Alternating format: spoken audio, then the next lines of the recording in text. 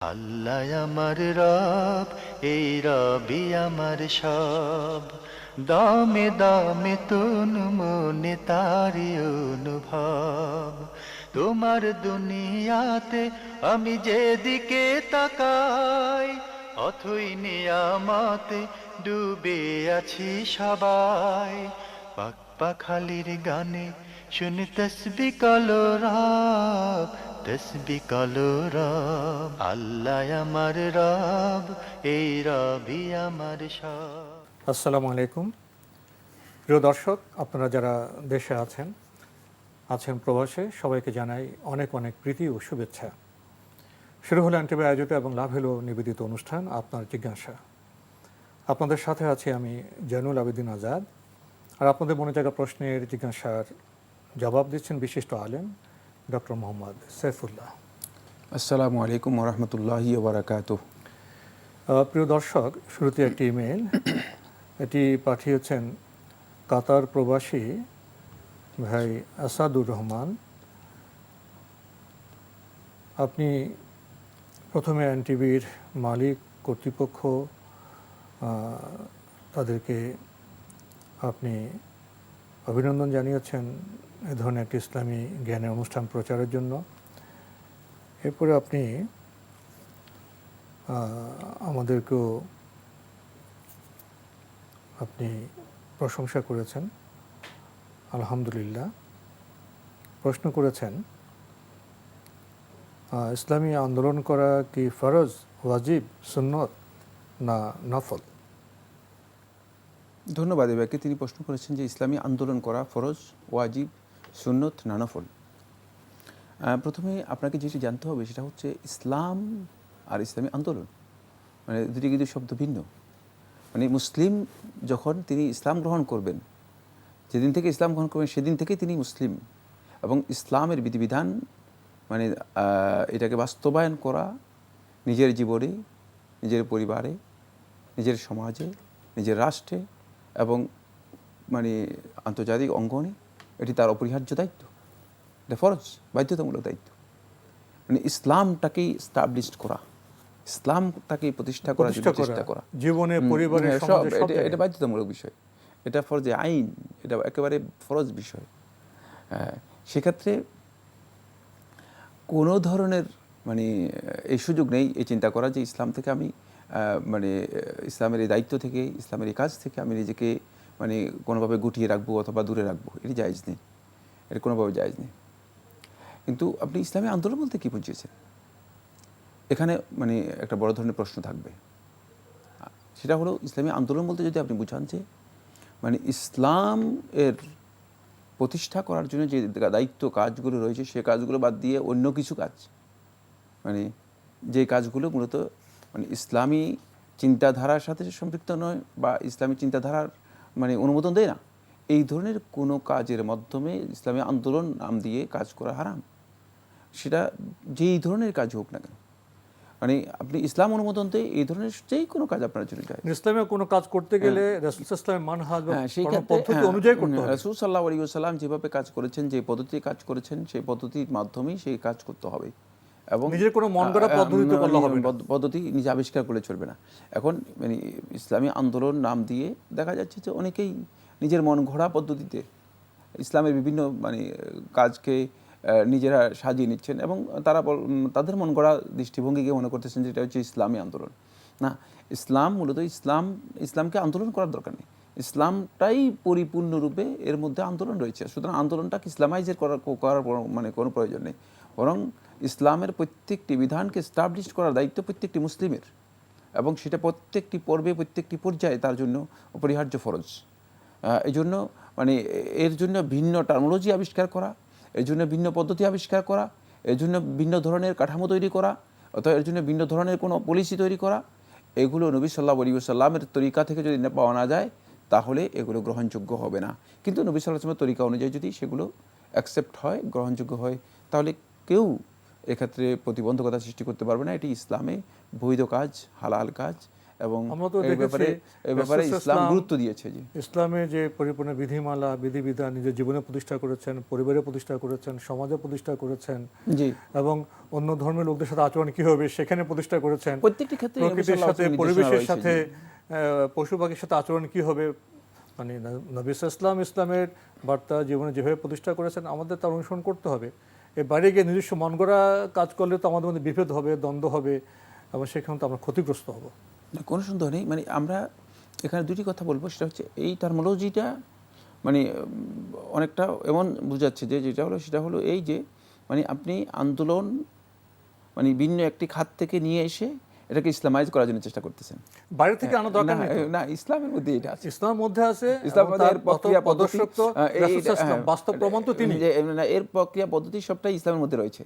সুতরাং এটাকে ভিন্নভাবে আনার কোনো প্রয়োজন নেই, নতুন কিছু যোগ করার দরকার নেই। নতুন কিছু যোগ করার প্রয়োজন নেই। মানে এটা হলো প্রথম পয়েন্ট। দ্বিতীয় নম্বর যে পয়েন্টটা সেটা হলো এই ইসলামী আন্দোলন এই শব্দটা ব্যবহার করে মানে অনেকেই ইসলামের মৌলিক যে সমস্ত বিষয়গুলো রয়েছে সেগুলোকে ইগনোর করার চেষ্টা করতেছেন। মনে করতেছেন যে মানে এই মৌলিক যে কাজগুলো অনেকে সন্ত্রাসে চলে যাচ্ছেন, এর চেয়ে মানে এই কাজটা বেশি মানে ভিন্ন ধরনের কাজ, বেশি গুরুত্বপূর্ণ কাজ। ফলে তিনি আসলে মানে কাজের মধ্যে মানে তারতম্য তৈরি করতেছেন এবং চিন্তাধারার মধ্যেও মানে কনসেপ্টের মধ্যেও মানে বড় ধরনের তারতম্য তৈরি করার জন্য চেষ্টা করতেছেন। এটি ভুল কাজ। বরং ইসলাম এটি কমপ্লিট কোড অফ লাইফ, এটা জীবনের জন্য পরিপূর্ণ জীবন বিধান। সুতরাং এখানে কোনো ধরনের আংশিক মানে কোনো ধরনের ইসলামের কাজ তো হবে দাওয়াতের কাজ, কথায় কাজে আমলে তো মানে এখানে কোনো ধরনের মানে তারতম্য তৈরি করার ইবাদতগুলোর মধ্যে, আমলগুলোর মধ্যে তারতম্য তৈরি করার কোনো প্রয়োজন নেই। বরং প্রত্যেকটি কাজই এখানে গুরুত্বপূর্ণ, যেগুলো রাসূলুল্লাহ সাল্লাল্লাহু আলাইহি ওয়াসাল্লাম করতে বলেছেন, নির্দেশনা দিয়েছেন। আমরা সেই আলোকেই প্রত্যেকটি কাজ করব। ভাই আসাদুর রহমান, আপনি আরও লিখেছেন, আমার মনের মাঝে অনেক খারাপ ধারণা ও কুমন্ত্রণা আসে, আবার সাথে সাথে এগুলোর প্রতিবাদও আসে আমার বিবেক থেকে। তখন আমি খারাপ চিন্তা থেকে বিরত থাকি। এই খারাপ চিন্তা বা কুমন্ত্রণা মনে আসার কারণে আমি কি গুনাহগার হব? না, আপনার যদি মনের মধ্যে এ ধরনের খারাপ চিন্তা এসে যায় আর সাথে সাথে যদি আপনি এখান থেকে নিজেকে বিরত করতে পারেন, তাহলে এর জন্য আপনি গুনাহগার হবেন না। যেহেতু মানবিক দুর্বলতার কারণে মানুষের মধ্যে কোনো ধরনের মানে বিচ্ছুতি আসতে পারে। কারণ অনেক বিষয় আছে যেগুলো একজন মানুষ তার নিয়ন্ত্রণে থাকতে নাও পারে। মনোজগৎটা এত বিশাল যে মানে এটি এর দৈর্ঘ্যপ্রস্থ নেই, পরিবেশ পরিস্থিতিরও প্রভাব চলে আসে। সুতরাং এখানে মানে বিচ্যুতি আসতেই পারে। বিচ্যুতির সাথে সাথে যদি তিনি সত্যিকার হেদায়েতের আলোর দিকে সচেতন হয়ে যান, তাহলে কিন্তু তিনি গুনাহগার হবেন না এর জন্য।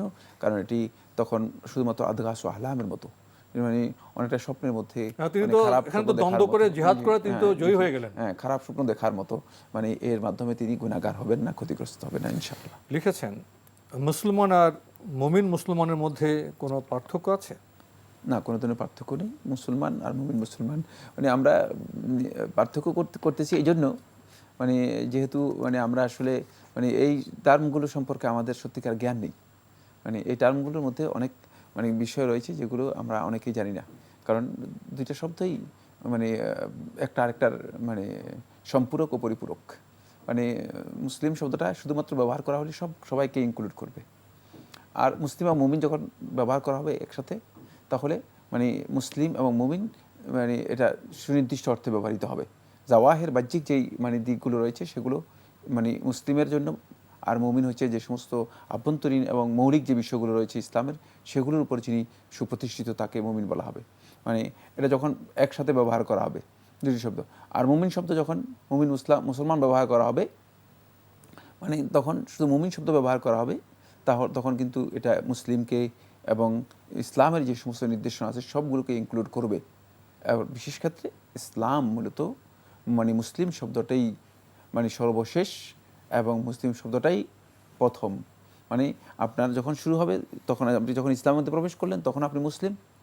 আর ইসলামের সর্বোচ্চ স্টেজ যখন আপনি অতিক্রম করবেন তখন আপনি মুসলিম, যেটি কোরআনে কারীমের মধ্যে আল্লাহ সুবহানাহু ওয়া তাআলা বলেছেন। মানে আপনি মানে ওয়ালা তামুতুন্না ইল্লা ওয়া আনতুম মুসলিমুন, তোমরা মুসলিম না হয় তোমাদের যেন মৃত্যু না হয়। সুতরাং এটি স্রষ্টার যিনি অনুগত তিনি তো মুসলিম হবে। এই জন্য এটা মানে এই টার্মোলজি মানে এটা ব্যাপক অর্থ বহন করে থাকে, আবার সুনির্দিষ্ট অর্থ বহন করে থাকে, বিশেষ বিশেষ প্রয়োগ এর রয়েছে, এটা খেয়াল রাখতে হবে। তবে দুটেই একই মানে মিনিং বহন করে থাকে যখন শুধুমাত্র মুসলিম অথবা শুধুমাত্র মুমিন শব্দ ব্যবহার করা হয়ে থাকে। আল্লাহ আমার রব, এই রবি আমার সব। আল্লাহ আমার রব, এই রবি আমার সব। ভাই আসাদুর রহমান, আপনার ইমেল আমরা পড়ছিলাম, আপনি আরও লিখেছেন, ইসলামের দৃষ্টিতে প্রেম ভালোবাসা বিয়ের আগে সম্পূর্ণ অবৈধ। রাসূল করিম সাল্লাল্লাহু আলাইহি ওয়াসাল্লাম বলেছেন, একজন নারী ও একজন পুরুষ নির্জনে গোপনে সাক্ষাৎ করলে সেখানে আরেকজন থাকে, সে হচ্ছে শয়তান। আর শয়তান থাকা মানে ব্যভিচার, জেনা, পাপাচার, গুনাহসমূহের প্রবল সম্ভাবনা। সুন্নাহভিত্তিক বিয়ের রীতি মেনে চলুন, সমাজ রাষ্ট্র সুন্দর থাকবে এবং মানুষের জীবনও হবে আনন্দময়। এই ভূমিকার পরে আপনি আমাদের আহ্বান জানিয়েছেন, এ বিষয়ে কিছু বলুন। বলে দিয়েছে তিনি, যতটুকু বলে দিয়েছেন যথেষ্ট। এটি একেবারে ইসলামে খুবই স্পষ্ট বিষয়। ইসলামিক কালচার, ইসলামিক সংস্কৃতির মধ্যে মূলত মানে কোনো অবৈধ পদ্ধতি নেই যেটি ভালো কাজের দিকে মানুষদেরকে ধাবিত করবে। অবৈধ কাজের মাধ্যমে আপনি হালাল, বৈধ, উত্তম কাজে, উত্তম গন্তব্যে পৌঁছতে পারবেন না। তাই মানে যেহেতু নবী সাল্লাল্লাহু আলাইহি ওয়াসাল্লাম মানে বিয়ে পূর্ব যত প্রণয় রয়েছে, বিয়ে পূর্ব যত ভালোবাসা রয়েছে, যেগুলোর মাধ্যমে মূলত মানুষকে তাড়িত করে থাকে খারাপ কাজের দিকে, উস্কানি দিয়ে থাকে অবৈধ মানে যেই মানে যৌনাচার আছে সেগুলোর দিকে, এই সব কাজকে ইসলামে হারাম করে দেওয়া হয়েছে। এরপর তারা বিয়েতে অনেকে আবদ্ধ হয়ও না। এবং এই কারণে মূলত সমাজ ব্যবস্থায় বড় ধরনের ক্ষতি নেমে আসছে ইদানিং, ইতিমধ্যে আমরা লক্ষ্য করেছি। সেটা হচ্ছে ডিভোর্সের সংখ্যা বেড়ে যাচ্ছে, দাম্পত্য জীবনে কলহ তৈরি হচ্ছে, স্বামী স্ত্রীর মানে প্রতি বিশ্বাস মানে অবিশ্বাস বৃদ্ধি পাচ্ছে, আস্থার অভাব তৈরি হচ্ছে। তারপরে স্বামী এবং স্ত্রীর মানে পরকীয়ার জড়িয়ে যাওয়ার বিষয়টি ব্যাপকতা লাভ করতেছে। এগুলো সবগুলোই মূলত এর সাথে জড়িত। সুতরাং যে সমস্ত বন্ধুগণ মানে ইসলামের নির্দেশনাকে লঙ্ঘন করেছেন বা করছেন, এটি সুস্পষ্টভাবে জানা দরকার যে এটি অত্যন্ত গর্হিত কাজ। মানে এই কাজটি সমাজে অশ্লীলতা, ঝেনা, ব্যভিচার এবং মানে কুকর্ম বৃদ্ধি পাওয়ার জন্য এই কাজটি বড় ধরনের ভূমিকা পালন করে থাকে। তাই এ ধরনের প্রণয়, এ ধরনের ভালোবাসা, এই ধরনের প্রেম প্রীতি এগুলো কোনোভাবেই যেন মানে না হয়ে থাকে, এই ক্ষেত্রে সতর্কতা অবলম্বন করা দরকার। এটি ইসলামী শরীয়তের মধ্যে হারাম। এখানে যে নবী সাল্লাল্লাহু আলাইহি ওয়াসাল্লাম তৃতীয় ব্যক্তি শয়তানের কথা বলেছেন, সেটা তো নির্জনের ব্যাপারে।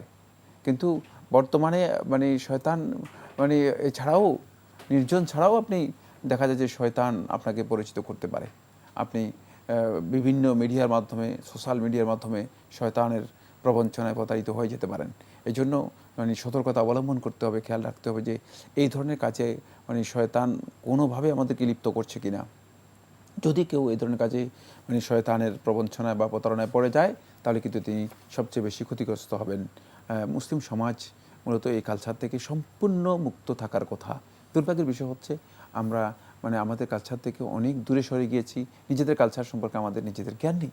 ফলে আমরা মানে এখন বিভিন্ন ধরনের ও ভিন্ন কালচার, ভিন্ন সভ্যতাকে মানে চর্চা করার জন্য চেষ্টা করতেছি। অনেকে মনে করে থাকেন যে এটা একটা মানে একটা প্রগতি অথবা বলা যেতে পারে যে পারিবারিক বা সামাজিক একটা উন্নয়ন হয়েছে। মানে যে ছেলে মেয়ে, যুবক যুবতী এই ধরনের কিছু করবে, মানে অনেকের কাছে আমরা এগুলো শুনতে পাই যে ধরনের কিছু করবেই বয়সের কারণে ইত্যাদি ইত্যাদি। এটি তারা মুক্ত চিন্তার অধিকারী, এই ধরনের বক্তব্য যারা দিচ্ছেন তারা মূলত এটা মুক্ত চিন্তা নয়, তারা মানে এটাকে বলা যেতে পারে দুষ্ট চিন্তা, অথবা এটি মানে ক্ষতিকর একটি চিন্তা যা সমাজ ব্যবস্থাকে ধ্বংস করে দেবে। ফলে দেখা যাচ্ছে যে অনেকেই যারা মুক্ত চিন্তার এই বক্তব্য দিয়েছেন, অল্প কিছুদিন পরেই যখন তার সন্তানের অবস্থা এমন হয়, তখন তার চোখের পানি আর বন্ধ হয় না, তিনি এ ধরনের একটা অবস্থার মুখোমুখি হয়ে যান। সতর্কতা অবলম্বন করলে এ ধরনের পরিবেশ থেকে, পরিস্থিতি থেকে আমরা নিজেদেরকে মুক্ত করতে পারব। প্রিয় দর্শক, আমরা জানলাম ইসলামে প্রেম ভালোবাসা আছে, তবে সেটা বিয়ের আগে নয়, বিয়ের পরে। এই শৃঙ্খলা যদি আমরা মানি, তাহলে আমাদের পরিবার সুন্দর হতে পারে আমাদের সমাজ।